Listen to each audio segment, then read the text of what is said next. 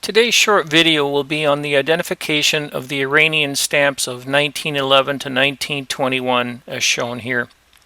There are 21 stamps in the series, but there are two major types and 4 different perf variations, resulting in over 120 possibilities ranging in value from 25 cents to over $3,000. The first and easiest way to identify this series is by the two types. They are known as the tall and short portrait versions. These two types are a result of the printing methods used, namely wet print versus dry print. The wet print varieties tended to shrink after they dried and hence resulted in a shorter vignette, which is the central engraved area depicting Ahmad Shah Qajar. That's this area here. These two varieties can be easily differentiated by measuring the height of the central vignette. I will use the measure tool in EzPerf to show you how to measure them. Simply select the measure tool, as I've shown you here, and draw a line from the top of the vignette, which is right here. So you want to go for the border line of the vignette, and then draw a line down to the bottom, and EzPerf will show you the measurements. So this one comes out at 22.97, which is the 23mm variety. And we can measure this side as well, this other stamp here. And this one comes in at 22.5, so that's one of the other varieties. So simply measuring the length of the height of the internal size of that vignette will tell you which of the two varieties you have.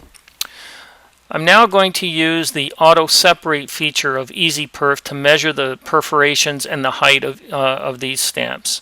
So let's start. So I click on this icon here,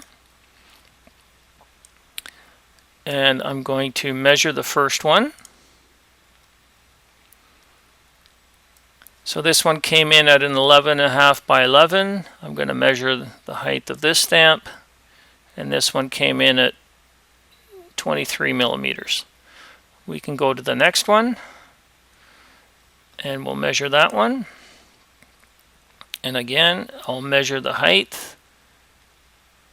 This one came in at 22.5mm, so it's one of the second varieties. It's also a different perf.